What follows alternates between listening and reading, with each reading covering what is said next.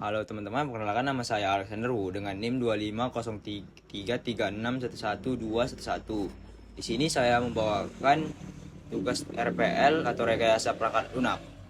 Di sini ada si kabung-kabung wisata alam Sibolangit dan Sedang. Alasan saya memilih judul ini adalah karena menurut saya si kabung-kabung ini memiliki potensi jika dipromosikan lewat sosial media itu bisa meningkatkan kunjungan wisatawan dan juga sampai ke luar negeri.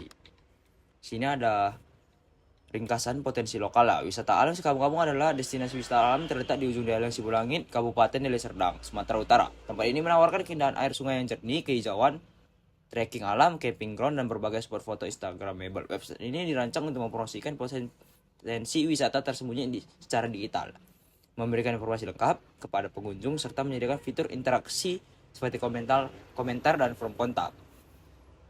Di sini kita masuk ke profil potensi wisatanya. Nah, wisata alam Kabung-Kabung.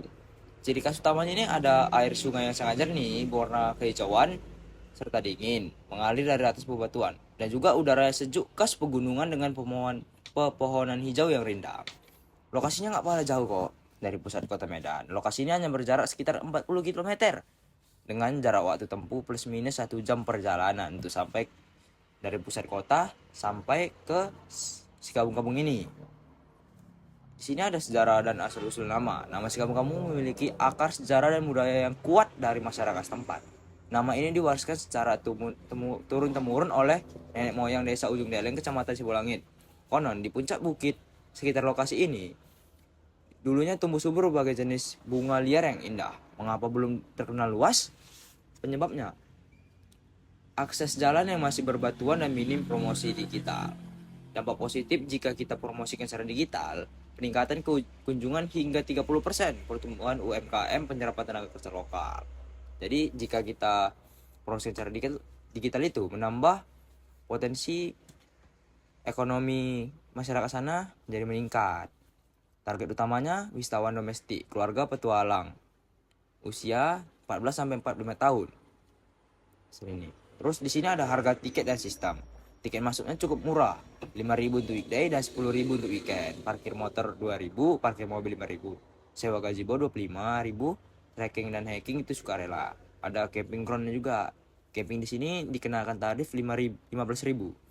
Fasilitas yang tersedia itu ada parkir luas, gazebo dan pondok, warung makan, toilet dan musola, area sungai, jalur trekking, area camping dan spot foto. Nah, di sini potensi promosi online atau digital marketing. Di sini kita bisa dari TikTok, IG dengan hashtag si kabung-kabung, wisata alam Deli, wisata Medan. Berpotensi mencapai jutaan pengguna. Di sini kita ada tips untuk berkunjung ke si kabung-kabung ini. Menggunakan kondisi kendaraan dengan kondisi yang baik, yang layak lah, karena jalan ke sana ada medan berbatu dan sedikit menurun. Nah, bawa pakaian ganti, sunscreen dan obat nyamuk, karena di alam mungkin masih banyak nyamuk dan sunblock untuk melindungi kulit dari terik sinar matahari karena tidak tertutupnya. Terus menggunakan sandal gunung atau sepatu karet anti slip. Waktu terbaik pagi hingga siang, jam 8 sampai jam 3 sore. Jaga kebersihan itu paling penting dengan membawa kantong sampah pribadi. Sini kita masuk ke analisis kebutuhan sistem. Kebutuhan sistem fungsional ini ada 5 fitur utamanya. Halaman profil destinasi, galeri foto interaktif, peta lokasi interaktif. Nah, di peta lokasi ini menampilkan Google Maps yang zoom dan geser. Nanti ada di bawah. Terus ada sistem komentar dan semuanya juga.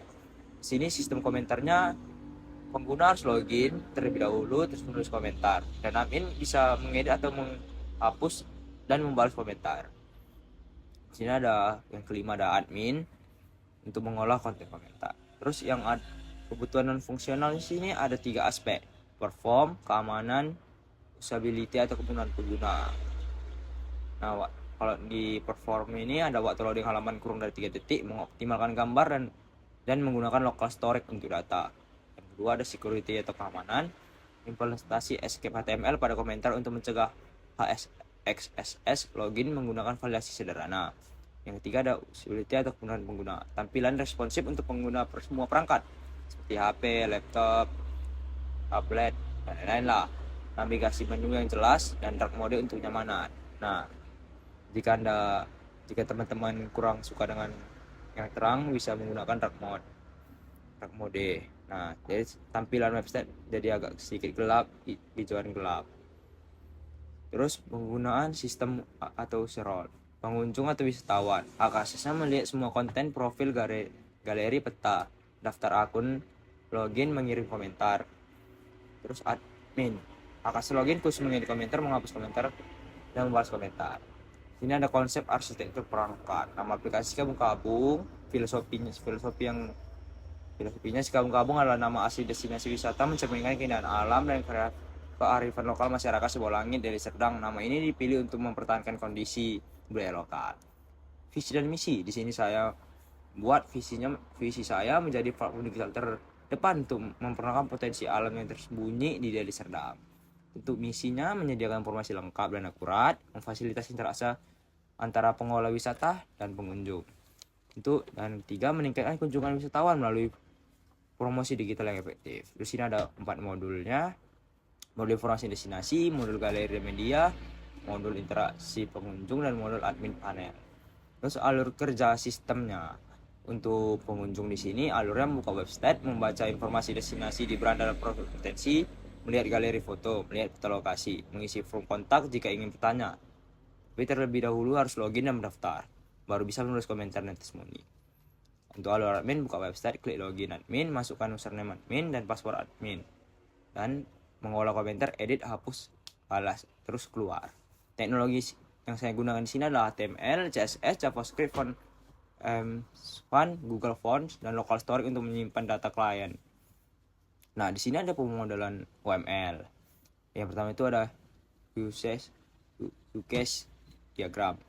Penjelasan use case diagram ini menggambarkan interaksi antara pengunjung dan admin dengan sistem terdapat 7 use case utama yang mencakup profil, galeri foto, peta lokasi, mengirim pesan kontak, login, menulis komentar, serta admin mengolah komentar, hapus, dan balas. Relasinya ada include digunakan untuk use case tulis komentar yang memerlukan login. Sini ada deskripsinya seperti yang teman-teman bisa lihat.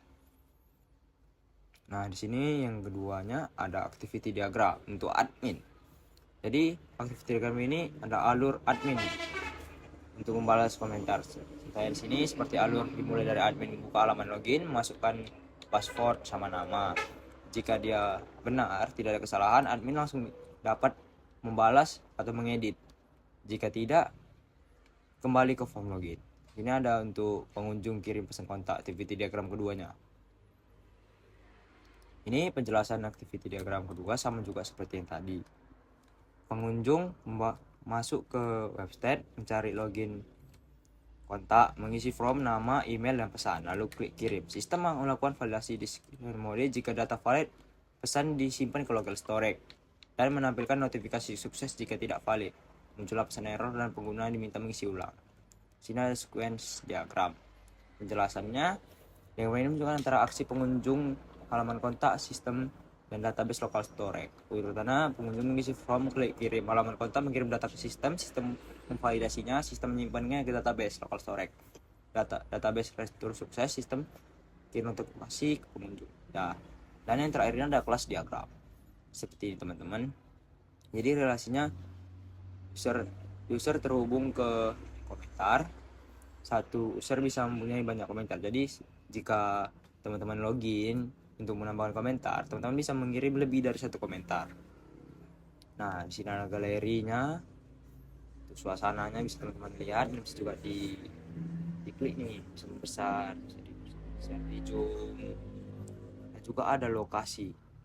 Nah, di lokasi ini kalian juga ada kontaknya dan ratingnya 4,6/5 dari pengunjung. Ini ada form kontak seperti yang tadi. Jadi teman-teman harus mengisi nama lengkap, email, dan pesan untuk mengirimnya, untuk nanya. Sini ada komentar dan testimoni. Sini juga ada fitur login admin. Jika teman-teman login admin, teman-teman bisa dapat mengedit atau membalas komentar di sini, bisa teman-teman menghapus atau apa. Sekian dari saya. Terima kasih.